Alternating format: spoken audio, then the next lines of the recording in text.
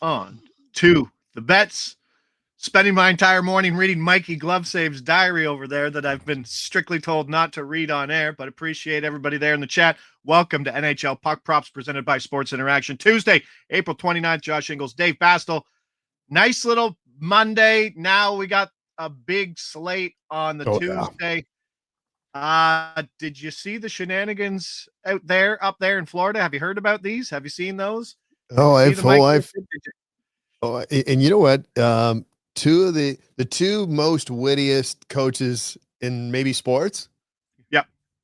Which makes it even more fantastic. So that was crazy. I mean, Tampa Bay, when they went back-to-back in 11, thought, okay, we got something here. And then the clock's going. And then all of a sudden, Florida, boom, boom, boom. And it's like, well, boom, boom, and then pause, boom. But yeah. Wow. Wowzers. I mean, I don't think the series is over. I think we could see another one, but man, is that a gut punch right there, Josh? 11 seconds, man. Like they scored. The funny thing is Tampa Bay scored 11 seconds twice in 11 seconds to go from 1-0 to 2-1 early, right? I was looking at him like, is that correct? Yes, that was very correct right off the faceoff. And then with 3 minutes left or so, the other way around. And who else is it? It's Dirtbag Ekblad, who somehow had one taken away, but then ties it up too. And it was, I mean, Vazzy was sloppy on that game winner too, that I think was scored from below the goal line. Mm-hmm. It wasn't pretty. And you usually don't see that with a John Cooper team where you're not ready with 3 minutes of play after giving up the thing. But like that swing is insane to be up 2-1, to be down now 3-1 in the series after 11-second stretch. Just, I don't know. That's gotta be a tough locker room. But if so, like you said, you think it's not done. If there's a coach in the NHL who can rally their team around, it's probably John Cooper in that unit. Yep, 100%. You know, for my money too, not only the wittiest coaches, but the two best coaches in the NHL. So, you know, let the games begin, because it's not quite over yet. And but significant blow, man. Significant blow. Suspension likely coming. I don't understand how you don't even review that play on Hagel, who took a shiv to the neck and then smashed his head on the ice. He didn't get back, but not to review it, which is a reviewable play. It's pretty embarrassing, because usually you go the other way. Yeah, it's like calling a touchdown in football. You call the 5-minute penalty, so it exists, and then you can review it and rescind it if needed. But nothing was happening there. And then who was the other hit? Is that the Michaela hit? Yes. In the corner? Like, what are you doing? Buddy's on his knees and you just drive his head in. Like, that was probably one of the scarier hits I've seen. And a couple of reviews of that. It's going to be chippy. I don't know. It's a shame. It's kind of getting out of control. But Toronto fans need them to keep beating the crap out of each other. I was going to say there's a certain team that's sitting there licking their chops, just like you know, the same could probably be said, probably at a little lesser extent, but that Dallas Colorado series is far from over as well. And I see the temperature rising there as well. Maybe not to the level of the Sunshine State rival, but you have to think that there's going to be an increased temper in that next game, considering what it means, right?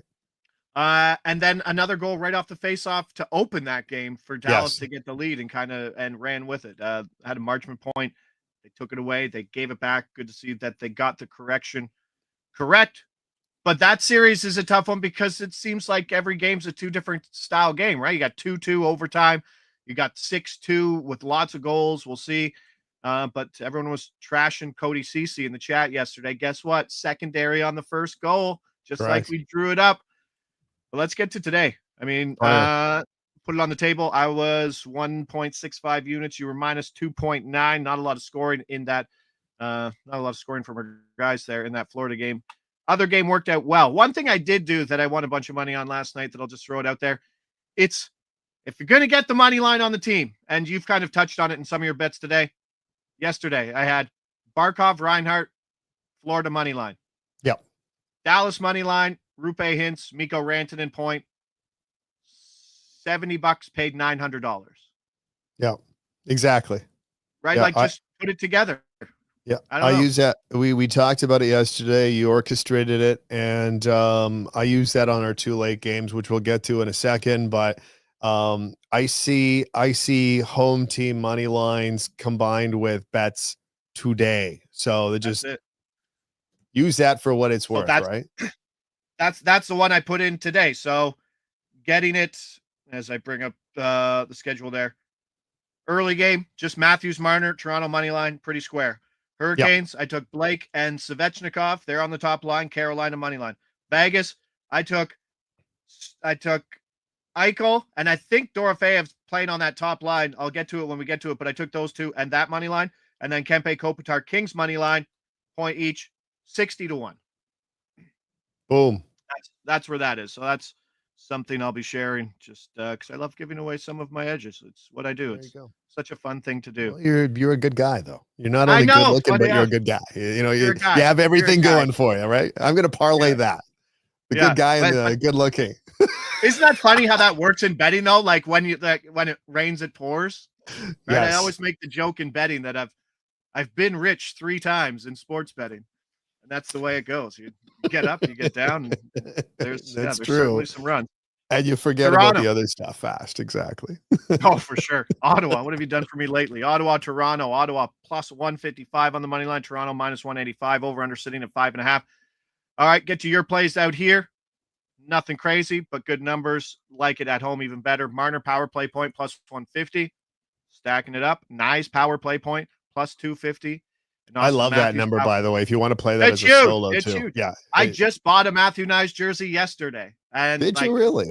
Okay. I did. You spelled it correctly, not like I have in the past, I hope. I want to talk about winning money, but still being a cheap a-hole is what I've done. Did I go out and pay the $250? No. That from the NHL shop? Nope. Did I somehow find a Fanatics jersey from Walmart unsponsored for $150? Yes, I did. Hey, hashtag value. Am I unsure about what I'm getting? Right? Are they going to be stitched numbers? Are they going to be iron-ons? One sleeve's going to be longer than the other, but that's okay. It's still going to fit, right? And then you have to do that dumb thing if you don't have a lot of hockey jerseys to figure out what size a hockey jersey is on you. You're like, well, I'll be wearing it in the winter a lot over a sweater, so I need to bulk it up. It's a lot of questions. I asked the group chat. They didn't get back to me. Surprisingly, men don't ask other men what size of jersey they should get. No, I've never had that conversation, Josh. But don't you start now. Yeah. Ottawa, team total under 2.5 for me at minus 120. That's the play. Toronto playing great, as we touched on yesterday. But if you're Travis Green in Ottawa, you can sit there and say, yeah, Toronto's played great, but we've had 3 straight overtime games. Like we could be up in this series, or this series could be tied. This thing could be a lot different than what it is. And that's scary. And I'm not trying to hit the panic button because I think Toronto media has done a very good job right now of not hitting that panic button. Different team, feels different this year. But at the end of the day right now, this is the better team that should be not having to go to 61 minutes to beat this Ottawa team. And yet here we are. And if Toronto loses, it's going to be a very loud Wednesday and Thursday. It will be extremely loud. It'll be extremely loud just going into that 6. And you don't want to go back there for game number 6. But I kind of stacked the power play first unit, or at least 3 of the 5 on the first unit, just because the power plays look so good at home against this team, not only throughout the postseason, but in the regular season as well. I kind of priced when I looked at Marner and Matthews sitting at about plus 150-ish.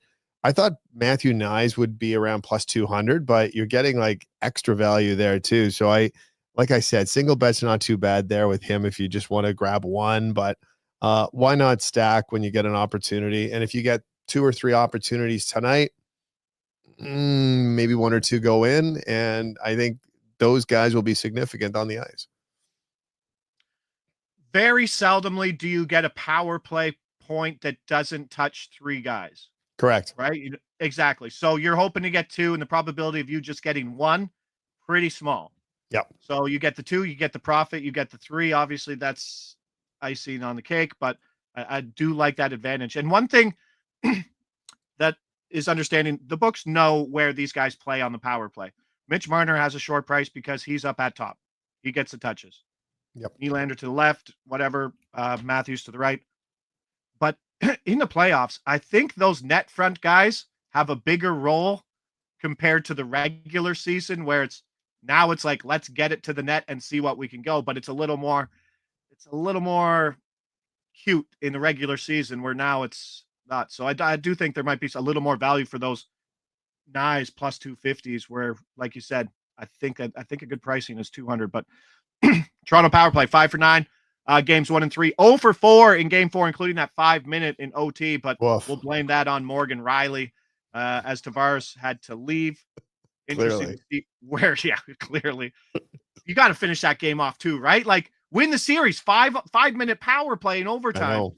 Yeah. That by the way, that hasn't happened anywhere else in the entire postseason. You have to take advantage of that. So when I saw it, I went, yeah, that's going to be double. And it's like 4-minute double minor for blood. Yeah, it was a 4-minute penalty. Yeah. Same thing though, right? I mean, I know, but that's the only way you're getting right? that. Those are the 2 penalties you're only getting in overtime, unless it's a blatant trip or something. You're getting a stick in the face and then stick in the face with blood. And correct. And didn't get it. But Toronto's allowed the 4th lowest expected goals against at all strengths so far. And Toronto's actual expected goals for is in the bottom 5, which is kind of surprising, really taking advantage of the power play. And Ottawa, 2nd fewest high danger chances for at 60. Not a lot of chances. And I think Toronto comes out and plays a game where, let's continue to play this game. We don't need to step on the gas. We'll play our game. We'll take our chances, get one on the power play, hopefully, and win 3-1 if we can. New Jersey, Carolina, -2. New Jersey at plus 220 is just a giant number that you're like, I almost have to bet it just because of that number. I get everything that's priced into it, but that's a big number. And you're going to go on a point here. You're going to go Timo Meier for a point at -120. Love that. He's up at the top line playing with Nico Hischier, getting big minutes. What do you like about your boy Timo here?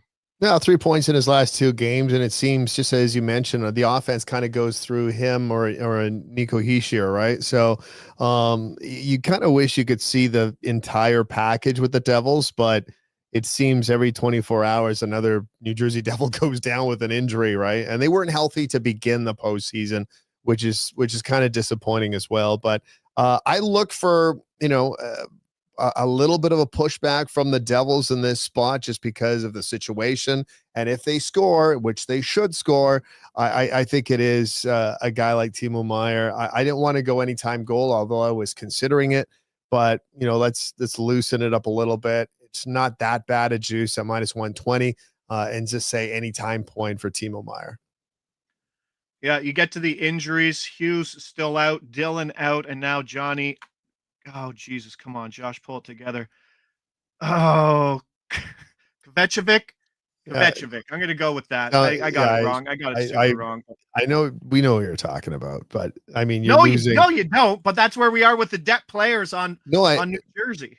It's one of those things too, where you've lost 50% of your defensive core, right? I mean, really? Yeah. In a short series, I sit there and complain about what the Jets have up front, where they've lost 40% of their top 6 forwards. I mean, it's significant. It's and to put that into defensive terms, you've lost half of the unit. It's big. Yeah, absolutely. So you're going to see big minutes from Dumoulin, Hamilton, Brett Pesce, and Siegenthaler too. So maybe some edges on those guys, but it's so tough to get possession in Carolina for whatever reason. Maybe the best shot on goal percentage team in hockey over the last 5 years on home ice. I'm going to go Jackson Blake for a point here, -110. Just keep riding it. I'm happy. For some reason, they brought up Svechnikov onto that top line last game. Usually you don't see much of a change when you're playing well, but Rod Brindamore says, Svechnikov, I'm throwing you on the top line with Aho and Blake. And what did they do? Svechnikov scores 3. The line has 7 points. Blake has 2 assists. So we're still getting that price for Blake, which it doesn't make any sense because he's still PP1. They're a huge favorite in this game. You might have some empty net stuff going on as well, too, with the lead down late and an elimination game. So you could see a 4-1 pulled goalie, which you normally wouldn't see, but I do like that spot. Svechnikov's price all tumbled to like minus 140, but Blake's still at a reasonable price there. The only true stack in that New Jersey team right now is Meyer and Hischier, as Steph Noesen is on PP1 with Dawson Mercer on PP2, but Mercer playing his 5-on-5 minutes with Jesper Bratt. Would rather just the one stack there. I think the Meyer Hischier probably still good money. Minnesota, Vegas minus 230 over under sitting at 5.5. Oh, we should mention that Freddie Anderson might not play that game. You think that I might have led with that, Dave? But Pyotr Kochetkov is just kind of. We were talking about it 5 minutes before airtime. Yeah, no problem. I don't see a pricing difference between either goalie. No, I don't either. I'll go as far as saying is perhaps the better of the two will be playing tonight. I'm just saying. The Ontario group on the chat is well aware of the Freddie Anderson playoff factor that sometimes creeps into the scene. So I don't think there's much of a difference between the two. I think there's a little bit of a future on the one that's going to be in net tonight, but nonetheless. So Wild and Knights, let's go. The series. Let me ask you this: out of all the series, is this the series that you and I haven't watched the most of? Yeah. I have the least feel for this series. Yes. But I think that favors Minnesota though, right? Like the big plus 90 dog. Like they got to win in Vegas already. They've surprised them. They have a top end offense. And the thing that we saw early in the series in games 1 and 2, that Vegas couldn't even slow down that top line with the last change. That's how good Kaprizov's been. I know he didn't touch the score sheet in the last game, I believe, but I don't know. Plus 190 is a big number, but at the end of the day, it just looks like this is a board of chalky favorites. And you're on Knights money line with an Eichel point. He found the score sheet too. Plus 109. I like that combination going from plus 230 to getting a guy who's going to be playing 20 minutes PP1. Yeah, it's Eichel. It's Eichel, not Stone, but yeah, that's cool. Oh, sorry. Yeah, I wrote Eichel. Sorry. That's Eichel. Okay. That's okay. I just wanted to Stone isn't bad too. Just clarify. Stone hasn't been very consistent. We saw him kind of break out last game, I believe. Yes. But prior to that, he's been kind of coldish. So stone cold, as some would say. Yes. But Stone has been moved down to the second line. Now, this is an interesting thing. Daily Faceoff right now has the lines the same, but if you go check on the resource, it's showing the last game. But if you go check out, I think it's called Sinbin Vegas, Sinbin.Vegas. They said the lines yesterday were Carlson, Eichel, and Dorofeyev, and the second line was Sad, Hurdle, and Stone. So the pairs would be Eichel and Dorofeyev, and Hurdle, Stone, who correlate on PP1 as well. But I don't know, maybe trying to get your boy Eichel going, because I don't know. From the Four Nations, Mark Stone doesn't really push the needle for me. Maybe you like him in like a long series and he does things that coaches like, but on the ice, you just like, he's slow. He doesn't produce as much. But maybe your boy here gets a little boost getting Pavel Dorofeyev on his line.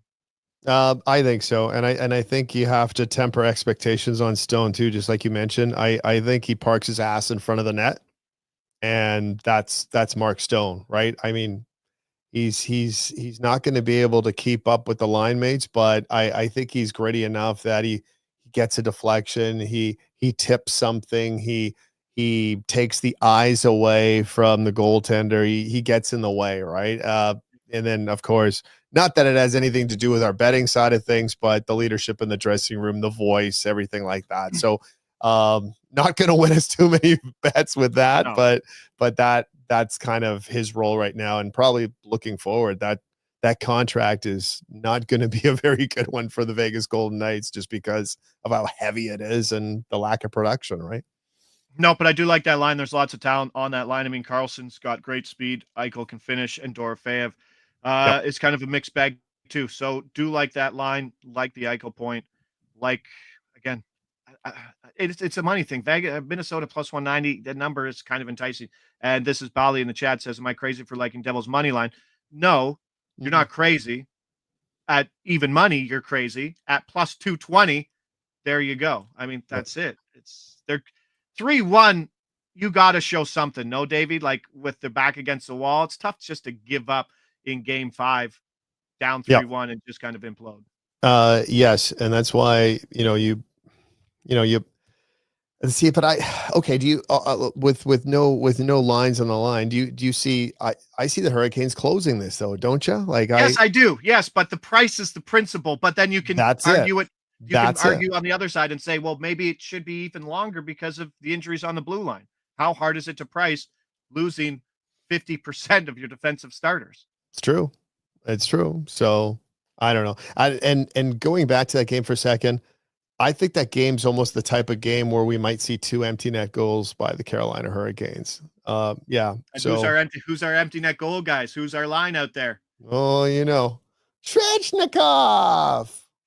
We can get Svechnikov. We could get someone said in the chat that the Stahl, Stankov, and Martinook line is 11-1 to all get a point. So that is a good price. Oh, there. Interesting. Okay.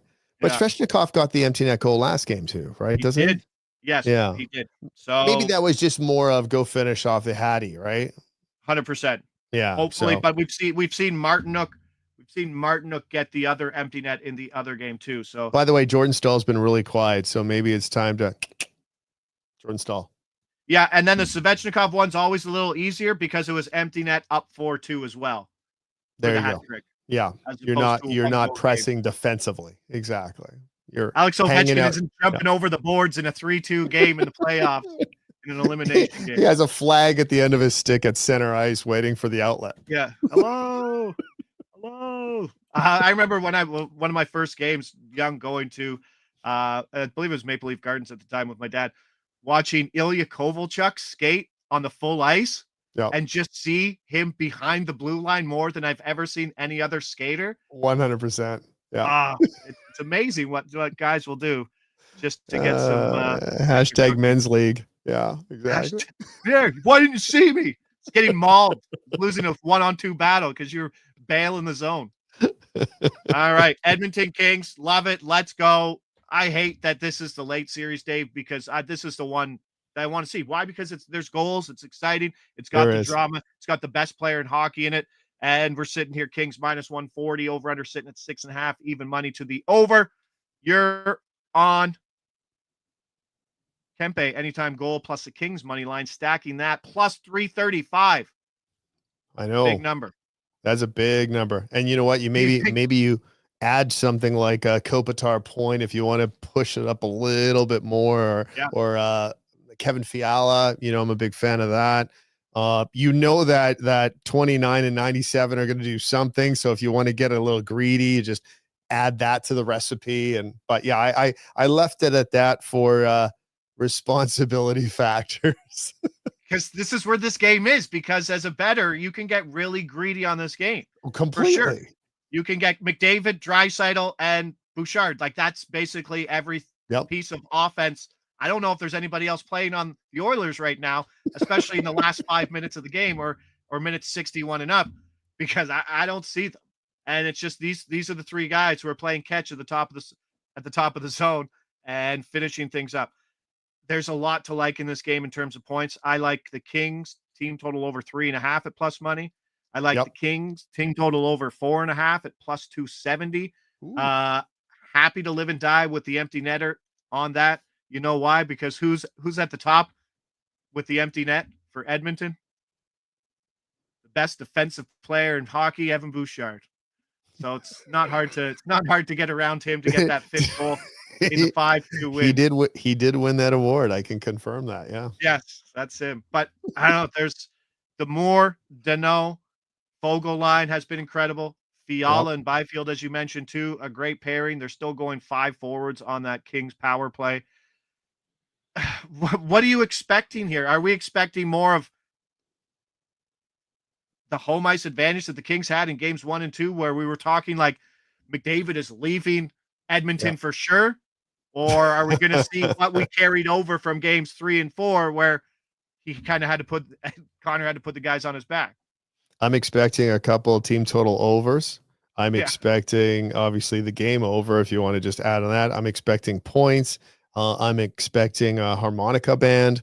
I'm expecting I like fireworks. I'm expecting shit goals too, because I like Darcy Kemper's played okay, but I know he's a Vezina finalist, but he hasn't looked stellar. I mean, he's been much better than whatever the Oilers have to offer, but man, there's a lot of leaks on either end of this ice. And yeah, it's fun looking at stat sheets on this going with my luck, of course, it'll be 2-1.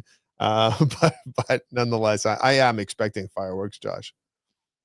I'd be amazed at anything with Calvin Pickard at 2-1. Anything with that. I would too. Defense, yeah. Right. Something went wrong. Yeah, exactly. Yeah.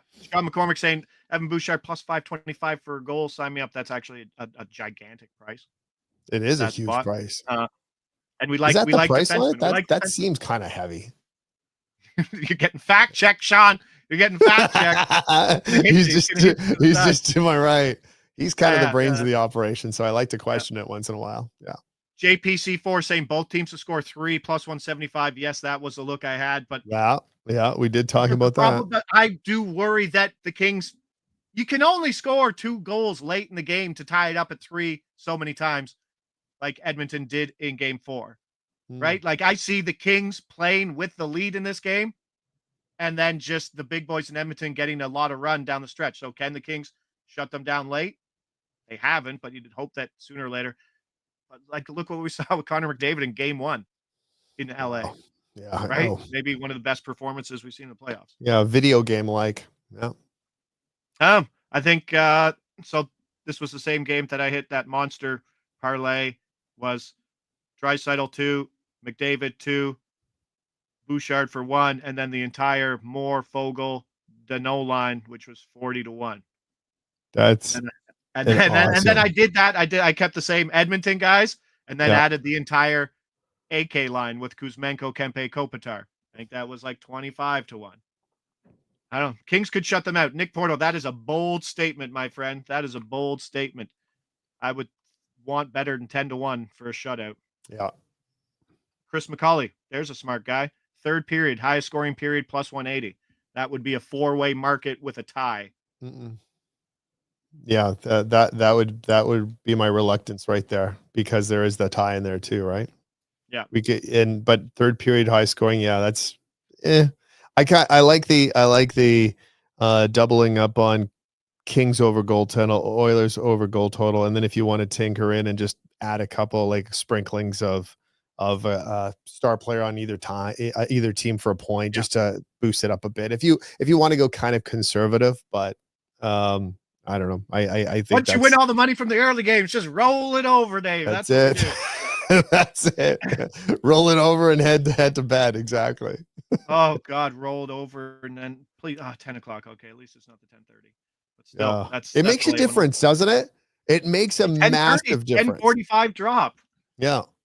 So back in the day, I hosted on the NHL Network, and we used to sit at the schedule and go, okay, only 10 o'clock game. That's good. And you look at it, it's only half an hour, but it's a half an hour at night. And for some reason, those 10:30 games drag in the third period to make it feel like it's really an 11 o'clock game. But, maybe that's just old man talk from me, right? No, that's reasonable talk. That's reasonable talk. Yes. To wake up normal. This is Bell saying, did you miss the Leafs talk? Yes, the Leafs talk rundown was Leafs should not be going to overtime 3 games in a row. No. Leafs should probably have scored and finished the series off with a 4-minute power play in overtime. I don't think they're going to be playing scared. So what's your Leaf score? Like 5-2? Under the Senators, 2.5 would make it 2, or do you think it's only 1? I think it's 2, and the Leafs should pop 5. 3-1 Toronto. They want to play a 3-1 game. Really, eh? You think they're only going to score 3 goals? Yeah. 2 of them better be on the power play. They haven't done much outside of the power play, right? That's it. And as series go longer, I would assume that fewer penalties are going to be called. That's it. I was talking to another friend of mine yesterday. Matthew Nye's contract, is that 7 times 7? Is that what's going to be handed to Matthew Nyes in the offseason? 7x7, isn't that cheap? That would be Well, cheap, wouldn't it? $7 million in his 7th year when guys he'd probably be the No, but he's jumping from what do you think he makes then? You think it's 7 times 9? 7 times 8? man, Doesn't that I'm seem so bad at healthy? these I'm preface this by saying I am terrible at this. I mean, the cap is going up, right? Yep. Marner, you might have to overpay because Marner might not be there, which is Unless fine. the Pittsburgh Penguins come shopping. Oh gosh, yeah. Hey, you don't want to hear that Dubas right should now, just get eh? behind the bench too. That's the goal that he needs. Hey, But no, Dubas that is protected over there, right? Is Dubas's contract's like the never-ending story. yeah, he's the world's best salesman, I think. That's for sure. He must be. He's the Herb Right? Tarlick of 2025. Yeah, Windows by renewal by Anderson. That would be him. You're like, sorry, sponsorship money's not coming in now. No, we are not getting free windows, Josh. Oh, I'd love to, but they're so overpriced. Oh God! Shout out to my buddy who actually sells for them. So, yeah, but it is what it is. But we got a big slate today. Dubas wants Knies back. Yeah, well, no, I hear a lot of people talking about like the offer sheet. I don't think it's gonna come down to it. I think a lot of people have heard that and laugh at like Dregs is like that. No, it's not gonna happen. I trust those people a lot more than myself in terms of it. Sports betting, I trust myself. In terms of the finances and the cap and the circumvention, I am not your guy. Yeah. 7x7. I would love 7x7 though, Dave. I think Matthew Knies I think he's him. Okay. So and tomorrow we won't have you back, but we get to sweat out your Jets. It's probably good you don't have me back tomorrow. I'm a different person when it comes watching this. I spent Sunday afternoon listening to the game at Wonderland because there was a media day at Wonderland. So the kids, Wonderland, gotta go. I'm like, the Jets play it when we can't go. Oh yeah, we're going. So I'm sitting there with my earpiece on listening to this, and usually I'm a pretty happy guy when I go to Wonderland, Josh, but not when I popped in that second period. You have to be this happy to ride the rides. Yeah, and I wasn't remotely close to the height requirement in happiness, but Bastel just sucking down funnel cakes at Wonderland and sadness. You know what? Not ice even cream, that. icing, sugar, sir, and toppings. Yes, all please. Yes, all $500. Thanks. So, you know what? Just as a slow preview to that game number 5 in Winnipeg, I see a massive bounce back from the Jets, and as long as Connor Hellebuck has been studying more than any other player in the world the position of goaltending since Sunday afternoon, I trust that we will see a massive bounce back. But you know what? I know you and I will text about it at another time, and we'll talk about it next week, and we won't worry about that right now because we got 4 awesome games on the docket today, and perhaps some eliminations. Absolutely. I do think that St. Louis Winnipeg game series will go 7. I think it's just going to be a home battle. Yeah. I've seen Winnipeg be a little better at home for sure. But let's leave it at that. Tons of plays. I'll put them out on X. Appreciate everybody there in the chat. Josh Ingles, he's David Bastel. NHL Puck Props presented by Sports Interaction. Back tomorrow with Coco. Same time, 10 o'clock. Big slate. Not sure if I'll be up for the entirety of the 10 o'clock game. Might catch the harmonica and then might go to bed and see how it goes. But thanks again, Dave. Great. We'll see you next week, pal.